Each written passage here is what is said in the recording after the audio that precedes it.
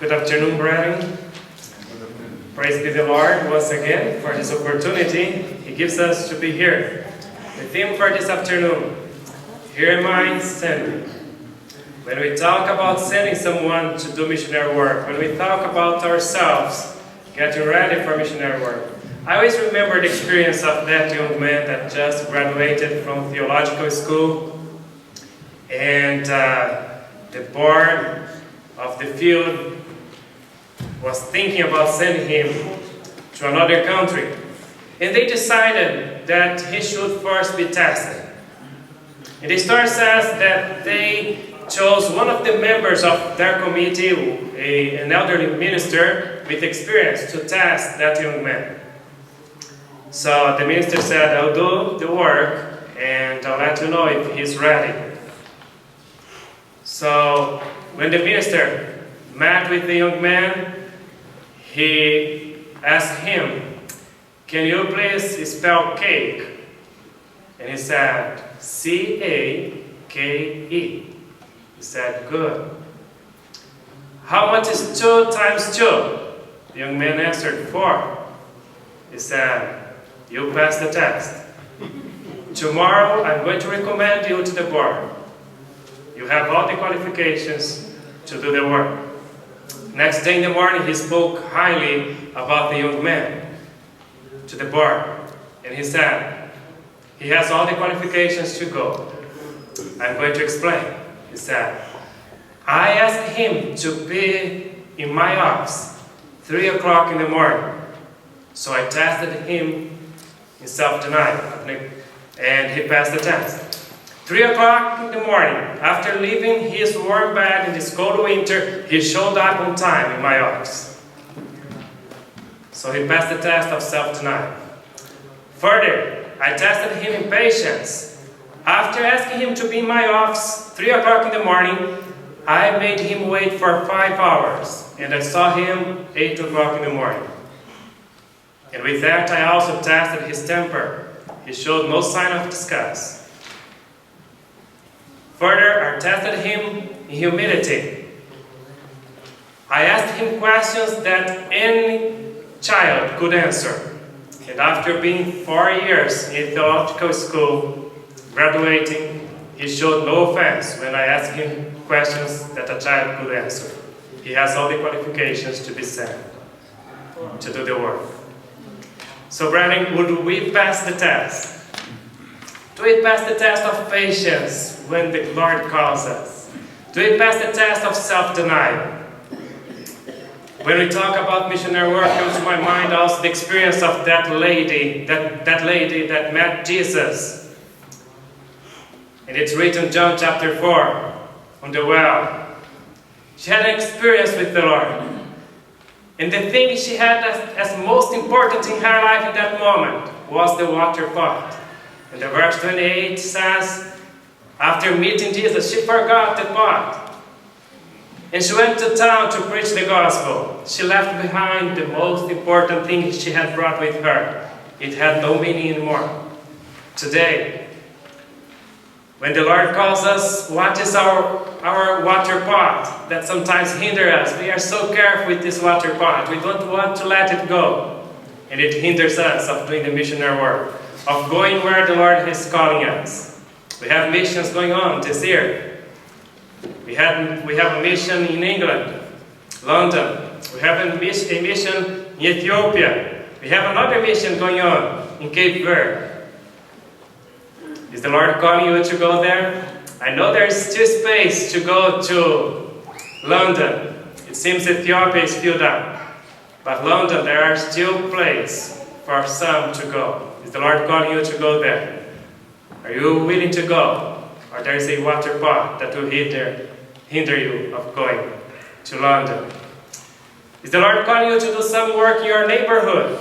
When was the last time you hand out a pamphlet to your neighbors? When was the last time you baked a bread and gave it to your neighbor? Is the Lord calling you to do a work in the neighborhood? I don't know where the Lord is calling you, but I'm sure somehow the Holy Spirit has impressed you that there is something for you to do out there. There's some place the Lord needs you to go. When Isaiah Isaiah was called. We read here in Isaiah chapter 6, the Lord called him. And there are some details we are going to learn from his experience, from when the Lord called him. But before going to Isaiah, I'd like us to just consider the life of a few others here quickly. First, the call of Abraham. Now the Lord had said unto Abraham, Get thee out of thy country, and from thy kindred, and from thy father's house, unto a land that I will show thee. The Lord called Abraham and said, you don't know the place, and just get out of that country, get out of that far from your family, and I'm going to show you the country where you are going. The inspiration says, it was no light task that was thus brought upon Abraham, no small sacrifice that was required of him.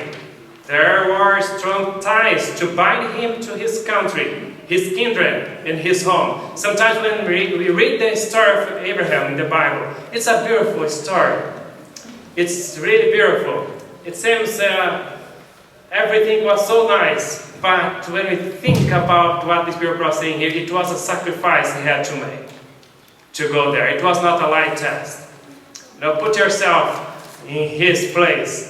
And start thinking, if the Lord today, this afternoon, calls you to go to a place where you don't know.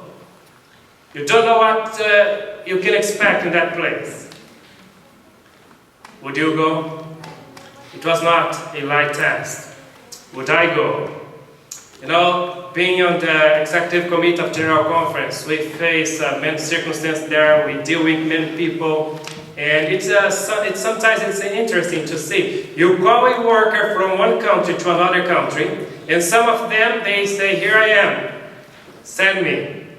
Some others, they'll say, how much is going to be my salary? How much is going to be the allowance for the rent? Who is going to pay for my social insurance? And they start questioning.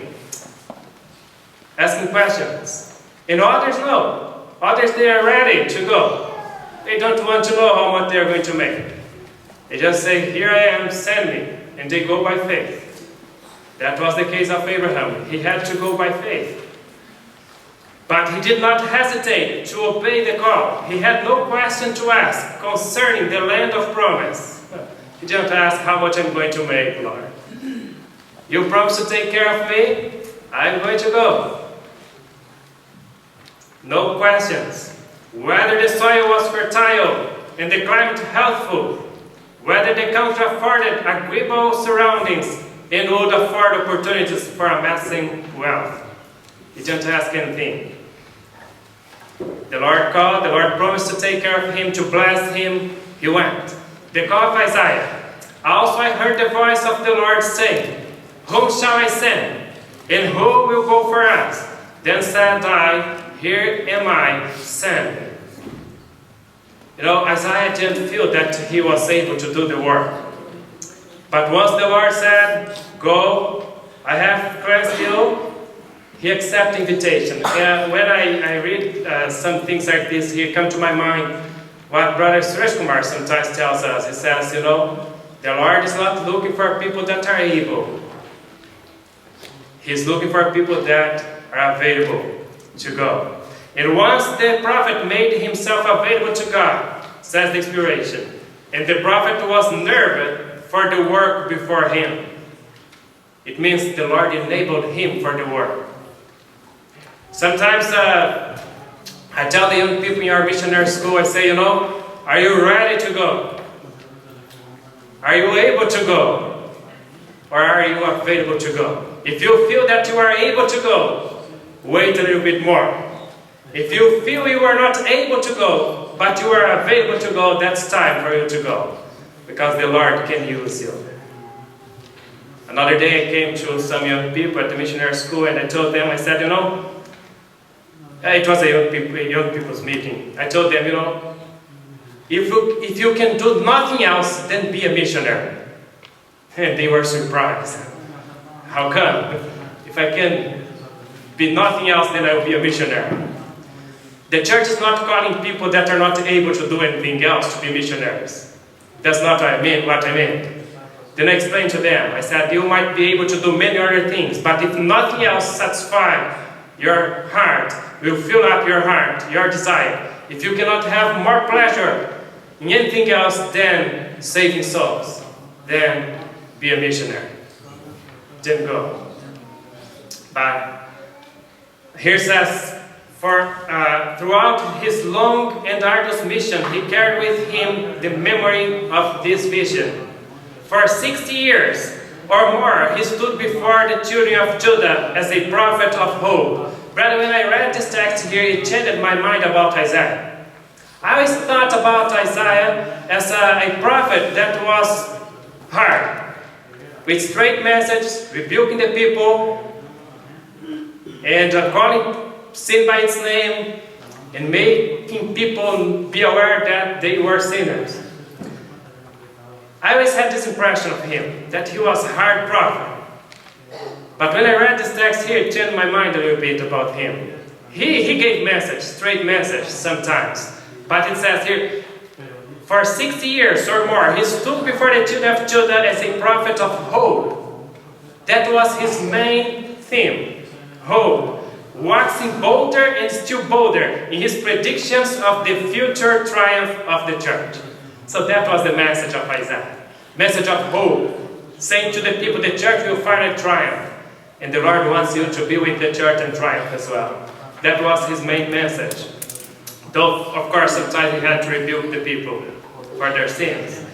The call of the disciples. And Jesus, walking by the Sea of Galilee, saw the two brethren, Simon called Peter, and Andrew his brother, casting a net into the sea, for they were fishers.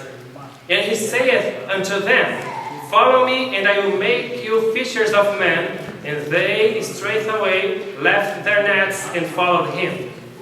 What calls my attention in this verse here is the end of the verse that says, Christ called them, and straightway they left their work, their nets, and followed him. But sometimes when God calls us and we delay to answer the call, sometimes the opportunity is past.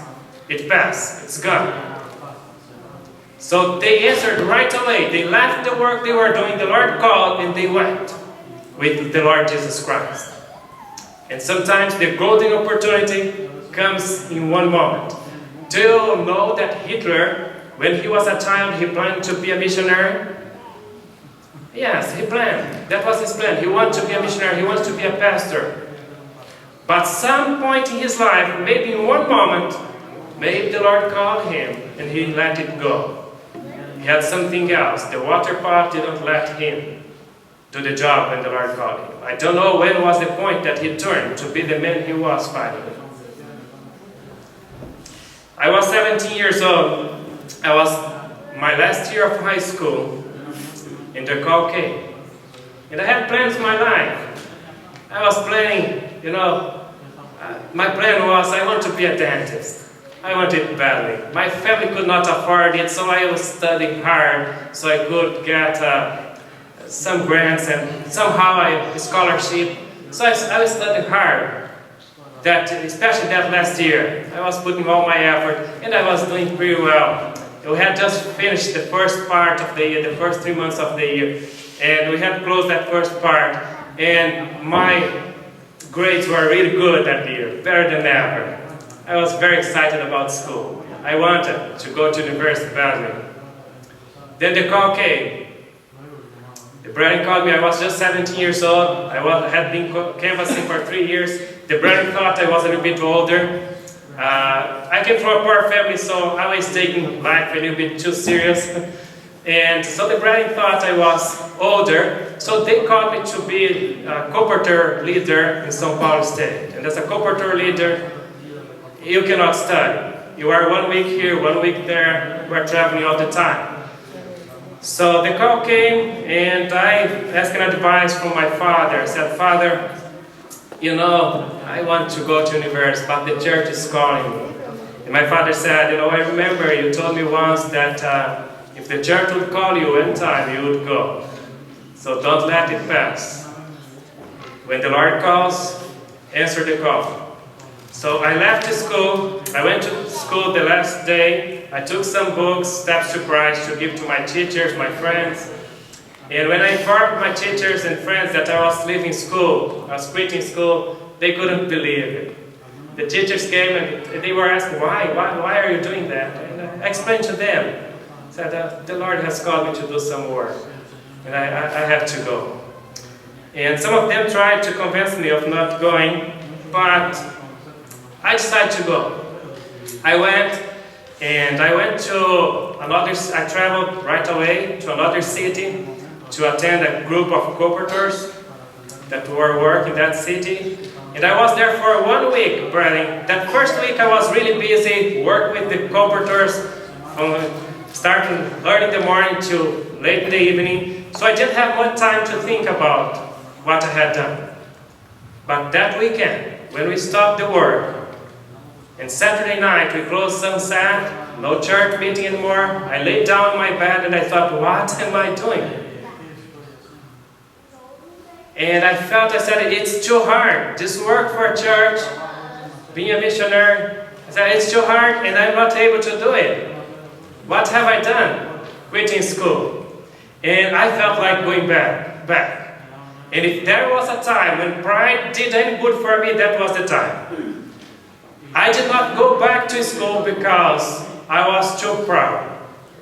And it would be a shame for me to go back to school and tell my teacher and say, no, it was not really a call from the Lord and I'm back here. And to call the Bradley in the field and say, Bradley, it's not for me, I cannot do it. I was too proud to do that. So, out of pride, I decided to continue, to be moving on. Today when I look back, I think about that. That was the only time that made pride did some good for me. Because if I had quit, probably today I would regret it. But that evening, I regretted accepting the call. And sometimes it happens to us, right? We were singing the hymn here, and the hymn was saying something. I don't want to be abiding doubt. I don't want to be doubting, Lord. I want to be there, always trusting. But the reality in my life is that sometimes I have doubted the call. And sometimes, as missionaries, we also are tempted to think, I better just take care of my family, let others take care of themselves, and I'm going to take care of myself. But, as one of the reformers said, sometimes he said, I don't go, the Lord pushes me. And sometimes I feel that in His mercy, the Lord pushes us. When we don't want to go, the Lord just finds some way of saying, go, keep going, my child. You'll get there. Jesus had called His disciples that He might send them forth as His witnesses to declare to the world what they had seen and heard of Him. Their office was the most important to which human beings had ever been called. Brethren, do you understand it? Do you believe it? That this is the highest call that someone can hear and accept, is the call to serve the Lord, to preach the gospel. I don't know what corner of the world each one of you are, but the Lord has put you there to be a missionary. Every child that's born in the kingdom of Christ is born as a missionary. Their office was the most important to which human beings had ever been called. It was second only to that of Christ Himself. They were to be workers together with God for the saving of the world. When we accept the call to be missionaries, be it a full-time missionary, be it a part-time missionary, be it a layman missionary,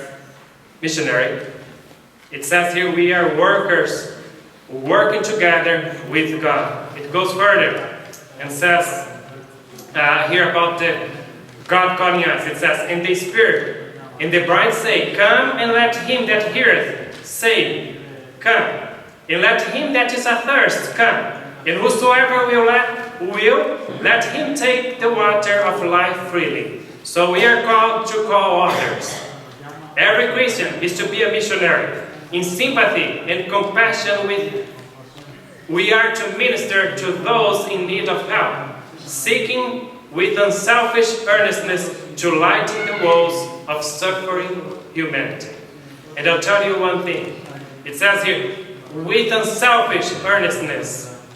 The work of missionaries it must be unselfish, otherwise we will not keep doing it. Because you are going to take something good to people and they will reject it.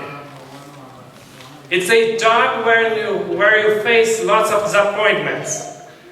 You are so excited about the truth, about God's love, and you want to share it with someone, and many will reject it. But there are those moments of reward also. When you see people accepting the love of God, accepting the truth, and giving their hearts to the Lord. When we moved to Texas, some people told us, here in North America, it's very hard to do missionary work. You cannot knock at other people's door. They will not accept it. I know that some of you still have this impression that you cannot do missionary work door to door in North America. And I know some of you will disagree with me this afternoon. You say, this brother has been here for a while and he still didn't learn the culture. But by experience, we have gone door to door in Texas to do the missionary work. And that's true. You find people that will just close the door at your face. You'll find people that will not be polite. But that's the same everywhere where I have done missionary work, door to door. So when I went out in Dallas to do door-to-door missionary work, actually I was not surprised for finding people that mistreated us sometimes. I was surprised that there were some people that accepted us and accepted the literature we gave them. There are some people that accept us to pray with them. And I remember one Sunday morning visiting some people. Of course, we started with the people that are poor. We are afraid to go to the rich people. So we went to people that were living in condominiums. Then after we went to some people that were living in the country. We were visiting them. So we came to this house in the country, and one man, he told me, he said, I really appreciate that you took time off of your Sunday, and you came here to talk to me about the gospel. He said, I really appreciate that. And we had the opportunity to pray with him. And we met many other people, and that was the way we started a small group there in Texas. That was the way we left that church in Terrell, Texas. Was visiting people door to door. Why it says here, the suffering humanity, there are people suffering everywhere. I want to read this text here. The commission given to the disciples is given also to us. Hundreds are waiting for the warning to escape for their lives. The world needs to see in Christians an evidence of the power of Christianity. So that there are people in this world that they are waiting for us to go and talk to them. When I was traveling here, I was reading. I read newspaper, I read some magazines. I was reading something, trying to update myself of the news. And I really don't remember if it was on the newspaper or one of the magazines. I read too much and I mixed with the source. But one of the places I read, it was talking about Vancouver. They were interviewing people, and they found out that 70% of the people living in Vancouver, they said that it's hard to that in Vancouver it's hard to start a new friendship. And most of these people said they would be willing to meet new people and make new acquaintances. And I was surprised with that. I said, I thought these rich people here in Vancouver, they didn't care about others, about having more friends. I thought they were full of friends. Living in those houses of $1 million, $500,000, $800,000. I thought those people didn't need nobody, didn't need anybody. And they do. They're crying for someone to tell them that there's a God in heaven that still cares for them. The world needs to see in Christians an evidence of the power of Christianity. Oh, it's sad. Always when I read this quote from the Spiro Prost here, I remember what Gandhi said. You probably have heard it, right? Gandhi said, if the Christians were Christians, I would be Christian. Well, too bad he never found some good Christians to change his mind. We are to be laborers together with the heavenly angels in presenting Jesus to the world. With almost impatient eagerness, the angels wait for our cooperation.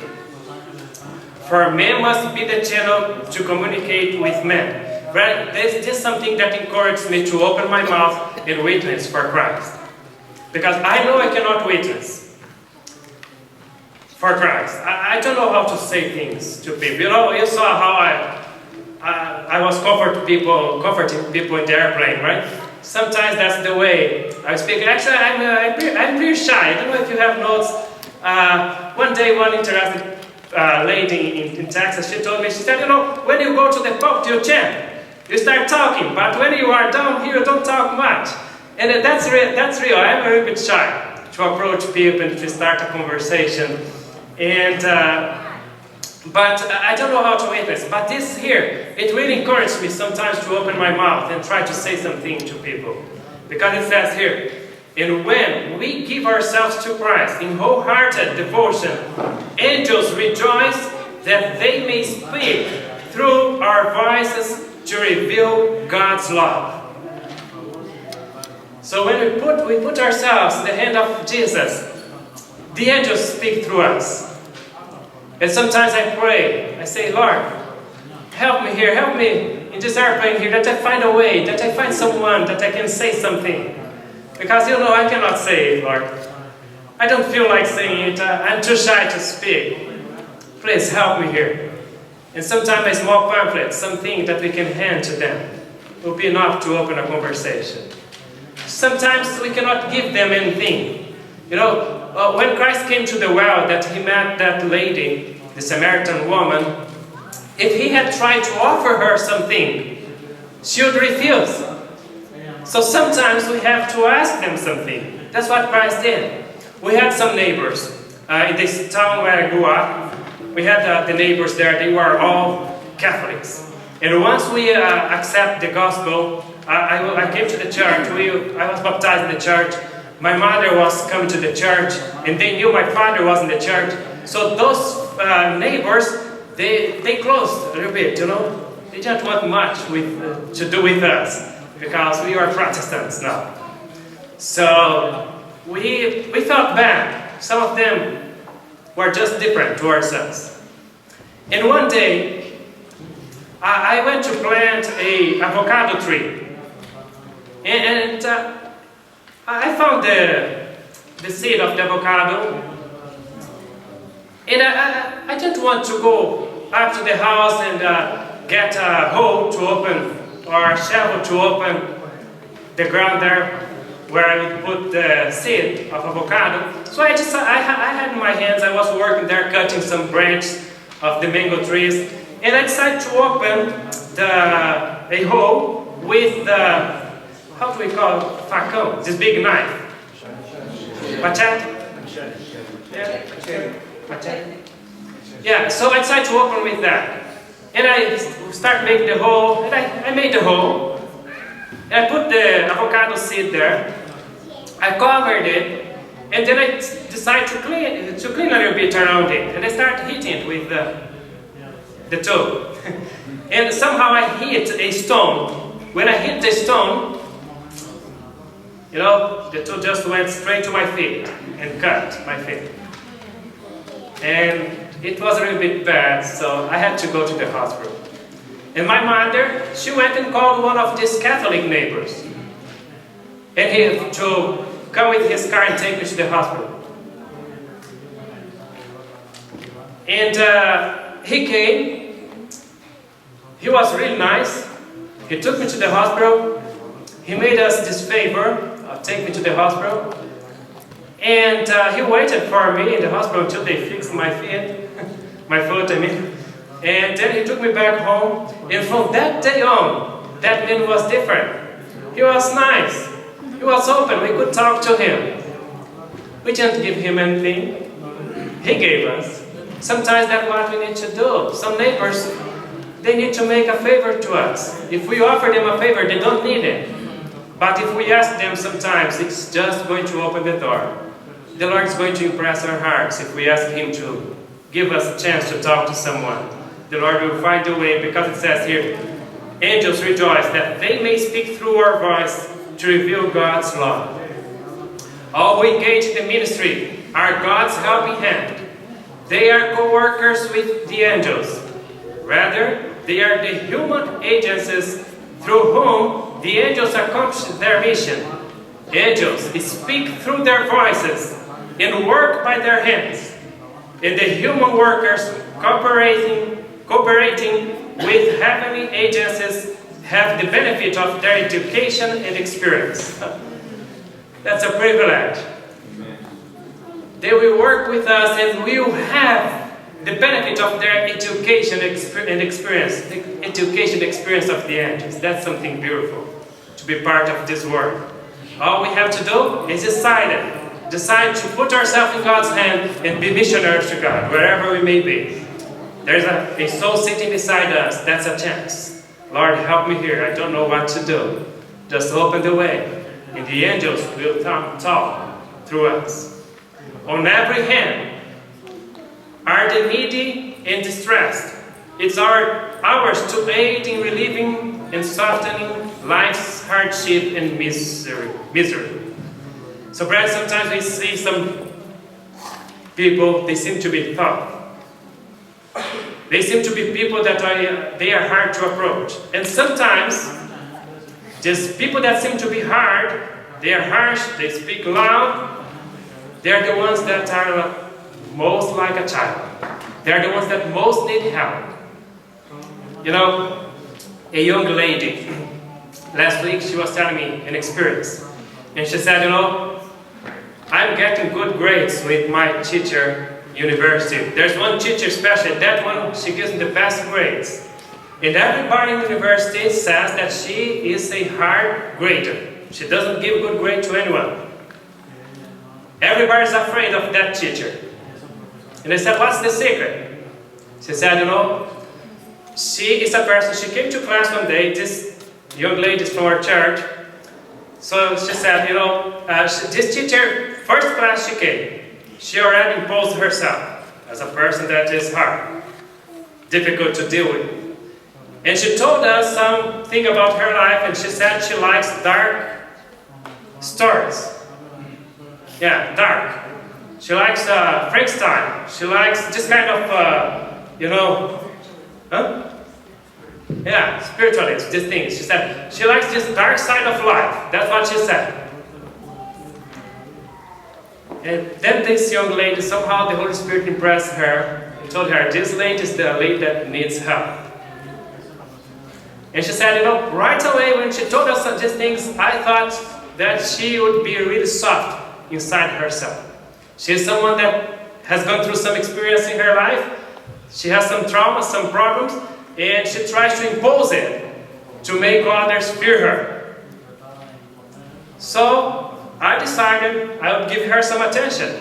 And the first thing I did, I asked her if she would allow me to interview her.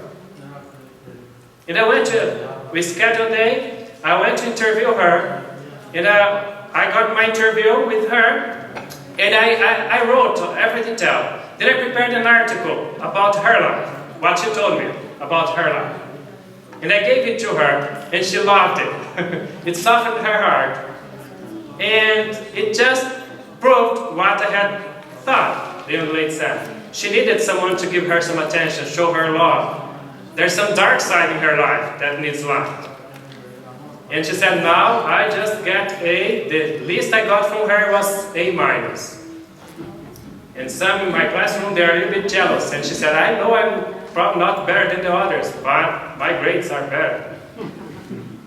Yeah. So Brian, it's saying here, everywhere, university, where you work, where you go, inside an airplane, everywhere, says here, on every hand are the needy and distressed. And don't be afraid of those people that seem to be tough. They'll make you shy, like they make me sometimes, to fear. I say, I cannot tell this guy, he's too big, he's too well dressed, he seems to be rich, and I'm really afraid of sharing something with him. But it's amazing that behind that tough man, always there is a child there. It's ours to aid in relieving softening life's hardships and misery. One day I took an airplane from Montreal to Switzerland, Geneva. And sat beside me a man, and he was well dressed, an elderly man, maybe his 70s already, or late 60s. And after a while we were there. After a few minutes, I tried to talk a little bit to him, and he looked at me, and then we introduced ourselves to each other. And he told me his name, and I saw he was a little bit surprised with something. And then he asked me, "You don't know who I am?" I said, "No." And he repeated his name. I said, "I'm sorry, but I still cannot recall the name." Then he told me who he is. If you ask me today his name, I cannot remember anymore. He said, I wrote a couple books. I'm going to a meeting of the UN. I'm going to be lecturing there. And he said, by the way, I wrote a book where I say something about Adventists. And I could see he didn't like Adventists, so he didn't like me. He was an elderly man, and I respected him. And finally he started saying something against us, against our religion. And one of the things he told me when we were talking, he said, "I don't drink alcohol." I thought, that's good. So I kept it in my mind, right? I didn't forget it. But he had an aversion for Adventists. He didn't like Adventists. And I tried. I said, I hope you don't have a prejudice against me just because I'm an Adventist pastor. He said, "Yeah, you preach a gospel, a strange gospel." I said, "We preach about Jesus." He said, "But you believe you are saved by works." I said, "No, that's not true. I don't believe that." I believe we are saved by grace. And I tried to talk to him. He was a little bit reluctant in the beginning. Actually, when I said I was an Adventist pastor of the Reform movement, it made it even worse. And he wanted to cut the conversation right there. He knows who we are. He was already disappointed with me. I didn't know who he was or who he is. And he's Canadian. He told me his name. He told me the name of the books. I don't remember anymore, unfortunately. I wish I could remember. After I went to the internet and I saw him, I checked him a little bit. I saw who he was. He's known. Unfortunately, I don't know him. And so we talked about, I told him, "No, I believe we are saved by grace. I probably believe like you believe about at this point there. We have something in common, at least something that we can agree upon." And then but what I want to say is, after some time of talking to him, then the people came serving beverages. And when they came serving beverages, guess what was the first thing this man asked? Why? He asked why. Yeah. And he drank that bottle of wine they gave in the airplane. He drank that one. I didn't say anything. I wouldn't say. I really respected him. I love elderly people. It doesn't matter what they tell me. I can get mad with somebody else, but with elderly people, it would be hard for me to get mad with them. So I was really respectful towards him. So I didn't say anything about his wine. Then they passed again, the next time. Again, he has another bottle of wine. And I was there. I didn't say anything, but then he remembered. He told me he didn't drink. And he said, sometimes when I'm going to... Then he explained himself. I'm going to certain meetings like that. Sometimes I need to drink something, just to make me feel a little bit stronger. I said, no problem. That's fine. And then when people from the company, The people there in the airplane, they were serving other people there. And so they were not serving beverage anymore. But one of them was passing, and he asked, may I have another bottle of wine? That was the third one. He was drinking. I said, this man will be drunk when we get to dinner. But he seemed to be a thoughtful man. He tried to impose himself, saying he doesn't drink. But behind that other man, with lots of experience, there is a child there that still needs to know a little bit more about Jesus Christ. And he was going to UN, to lecture, to doctors, to other people, and he was going to talk about religion. But he still needs, doesn't matter how big he is in the world, he still needs Jesus to be saved. We all need Jesus. It doesn't matter where we are. That's why the Spirit process, everywhere there are people in need. Doesn't matter who they are. Doesn't matter who we are, we need Jesus. God demands that every soul who knows the truth shall seek to win others to the love of the truth. If we are not willing to make special sacrifice, if we are not willing to leave behind the water pot, it's saying here, if we are not willing to make special sacrifice in order to save souls that are ready to perish, how can we be counted worthy to enter into the city of God? Special sacrifice, that's what God is asking us to do. There is an individual work to be done for each one of us. I know there are many who are placing themselves in right relation to Christ. I spoke about that this morning, right? There are some people there that are ready to do the work. They are placing themselves in the right relation to Christ, whose one thought is to bring the message of present truth before the people of the world. Thank God there are people like that. They stand continually ready to offer their services. Brother, sometimes I thank God for being a missionary. And sometimes I cry for being a missionary also. But sometimes I just praise the Lord. Because being a missionary, I have the opportunity to travel from church to church, from country to country, from one place to another, and having different experience. And why I say that? Because sometimes I think about some of you, and I think that some of you, sometimes, you are my heroes in one sense. That you are able to stay in one church, and some of you stay in one church that's a problematic church. There are some churches that are problematic. There are churches that we see that people are just fighting among themselves and they have time to do nothing else but to fight among themselves. Right? Yeah, sometimes I see churches like that. But then we travel to other places, and in many other places we see people like these ones that the Spirit Prophet is talking about here. People that have given their hearts to the Lord, that have put themselves in the hand of the Lord, and all they think about is missionary work is to save souls for Jesus Christ. Once I worked with a church in Braddock, that church, we had some problems there. It was the biggest church I ever worked with. But there was something beautiful in that church. And one thing was, those people, they didn't have time to talk about others' life in the church. But to talk bad about others. Those people, they loved each other so much, they defended each other. And nobody was supposed to criticize anyone there. Actually, one day, I was visiting a member of that church. That member, he was discouraged and he was going astray. So I heard about it and I went to visit him. It was a big church. We had, that time around, over 300 members in that church. In Sabbaths, we had over 400 people attending church there. So when I heard this brother was discouraged, he had been discouraged already for a few months, and I didn't know. But someone told me, this brother is a little bit discouraged. And I said, I'm going to visit him. So that week I went to visit him. And I was visiting that brother. And when I was talking to him, encouraging him, not to leave Jesus, not to quit, to persevere. And I started talking to him about how much Christ made to save us, did to save us. And I said, you cannot give up. And I started talking about Christ's love towards him, towards us. And that brother started crying. And he started crying. He said, brother, I have to ask you forgiveness.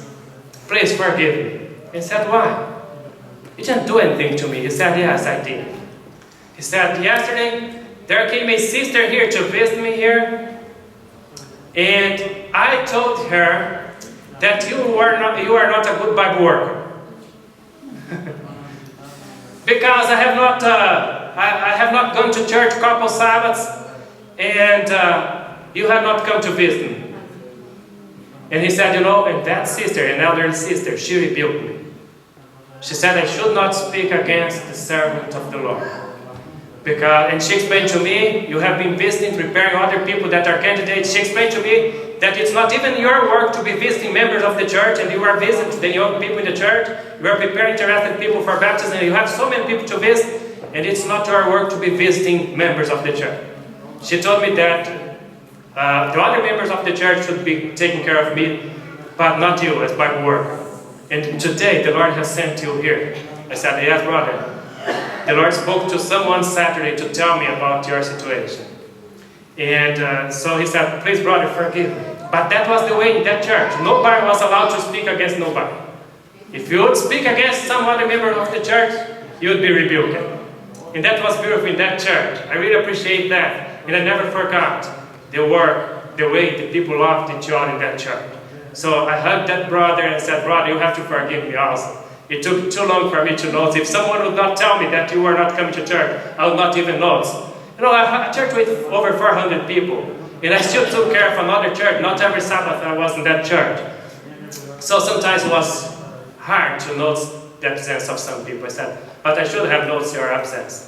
And so we hugged each other, and that brother is in the church till today, by God's grace.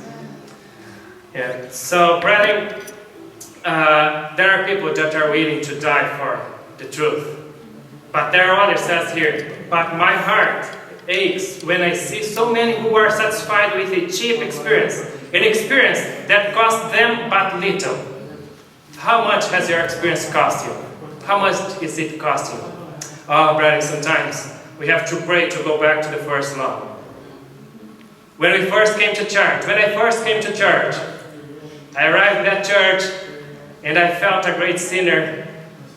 When I first went to the Reform Movement Church, I saw those people, those young people looking at their Bible. The brother there would tell them the verse. They would go quickly find a verse in the Bible. And I had a Bible that my father had given me many years before, and I had never read it. So I didn't know anything about the Bible. I would go here to the beginning of the Bible, find this page here where we have the books of the Bible, and look at the page the book would be. Then I would go there, try to find the verse. When I was still trying to find the first verse here, the young people in the church, they had read 4 or 5 other verses. And I saw those brethren dressed so nice in the church.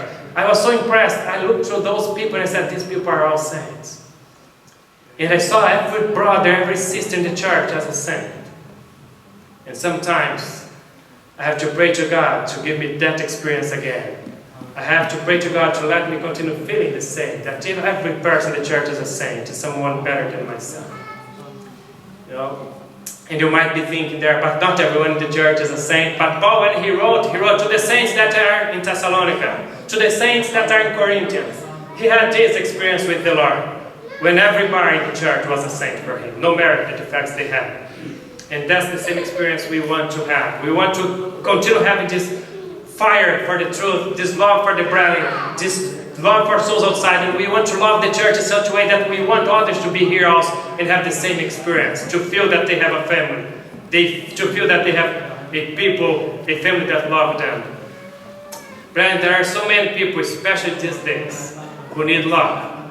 There are so many people who need help. There are so many people who need blessings. There are so many people who need us to come. And the Lord Jesus Christ, He came for you. He came for me. And He asked no less from us. He asks us to go for Him now and to share the gospel, preach the gospel. Whom shall I send? And who will go for us? Is the question of the Lord in Isaiah chapter 6, verse 8. Then said I, here is someone else, Lord. Here's someone else, don't send me, Lord. That's sometimes what we want to answer. But may the Lord give us His grace that we may say, then said I, here am I, send me, Lord. I cannot do it. I don't know how to do it. Let the angels speak through me. Let the Holy Spirit talk through me and bless the souls that are on me. May the Lord bless us. bless you, bless me, that we may be a blessing for others that we come in contact with. Every day the Lord puts us in contact with someone. May we be a blessing for them. Amen. Amen.